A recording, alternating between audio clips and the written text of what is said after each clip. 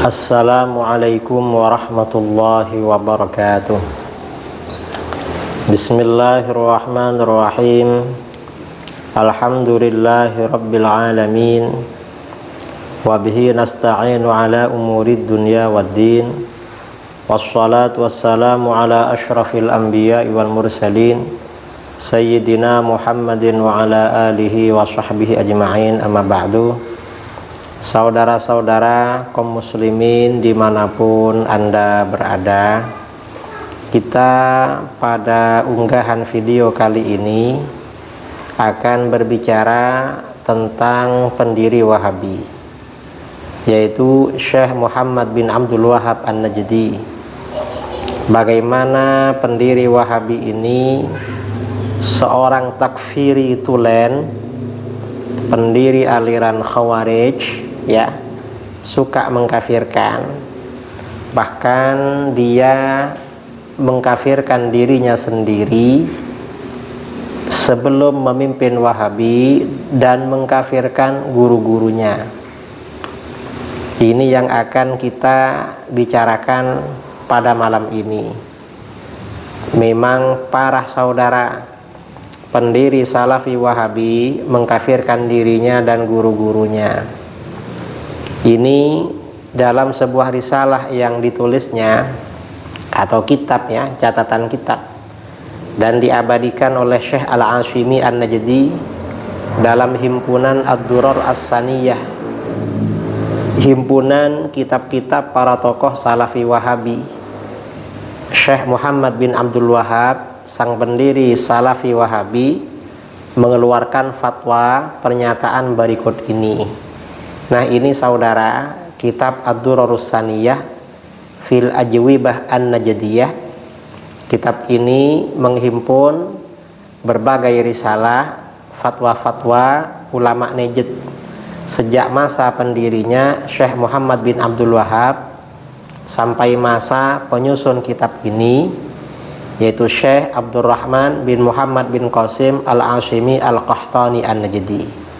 Nah, dalam kitab ini juz 10 halaman 51, pendiri Wahabi ini mengatakan, wa ana ukhbirukum an nafsi wallahi alladzi la ilaha illahu laqad talabtul ilma wa i'taqada man 'arafani anna li ma'rifah wa anna dhalikal waqt la a'rifu ma'na la ilaha illallah wa la a'rifu dinal islam qabla hadzal khair alladzi manallahu bihi wa kadzalika masyayikhi ma minhum rajulun 'arafa dzalik faman za'ama min ulama'il 'arid annahu 'arafa ma'na la ilaha illallah aw 'arafa ma'na al-islam qabla hadzal waqt aw za'ama min masyayikhi anna ahadan 'arafa dzalik faqad kadhiba waftara wa labbas 'ala an-nas wa madaha nafsahu bima laysa fihi.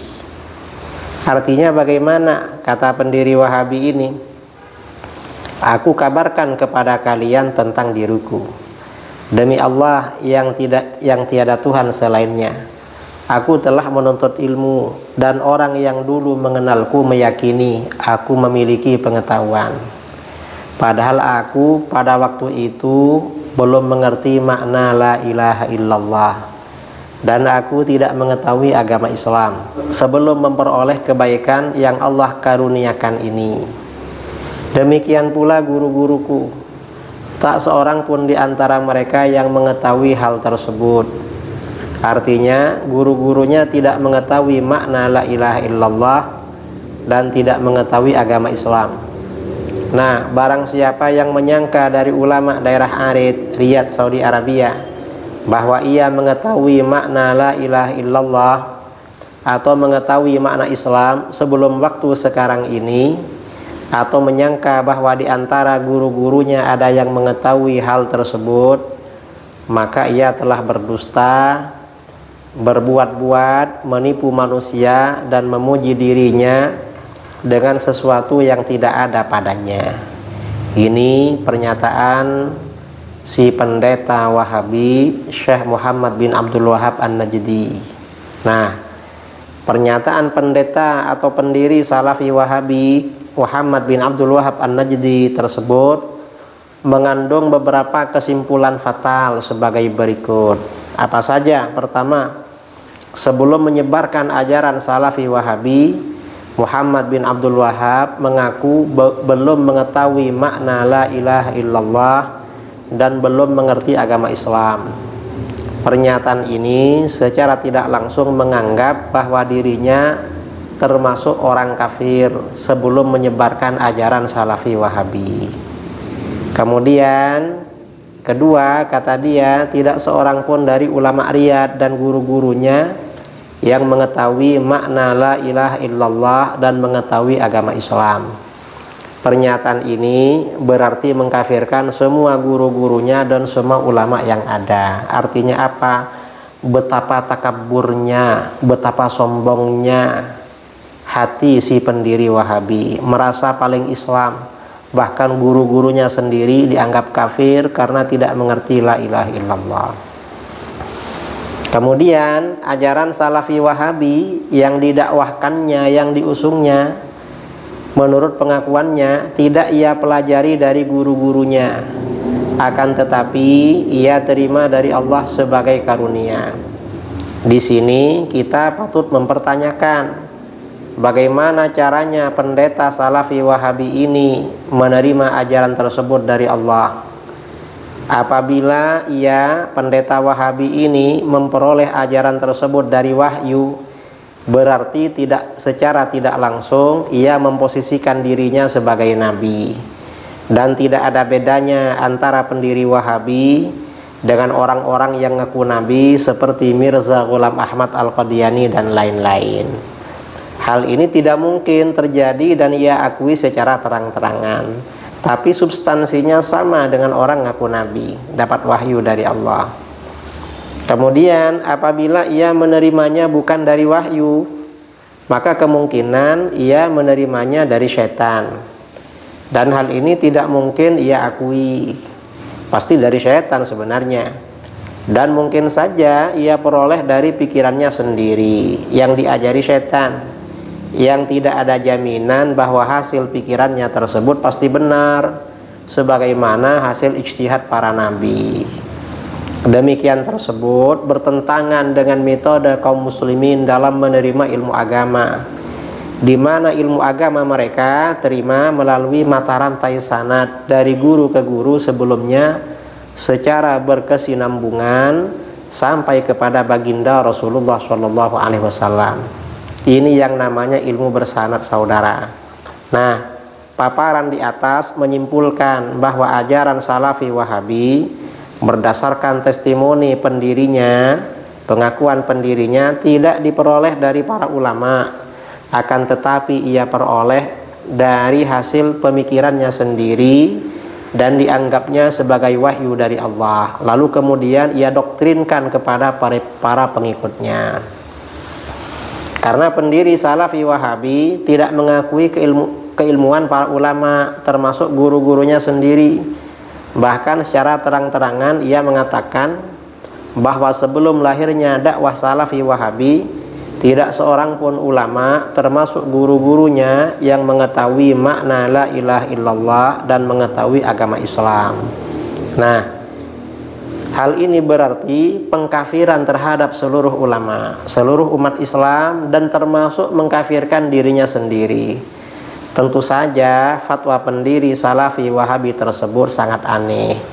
Mengapa? Ini menandakan kalau pendiri Wahabi ini orang yang sangat sombong, dan sombong itu pengikut setan. Karenanya saudara-saudara, hati-hati dengan Salafi Wahabi. Ajarannya tidak punya guru dan tidak punya sanad.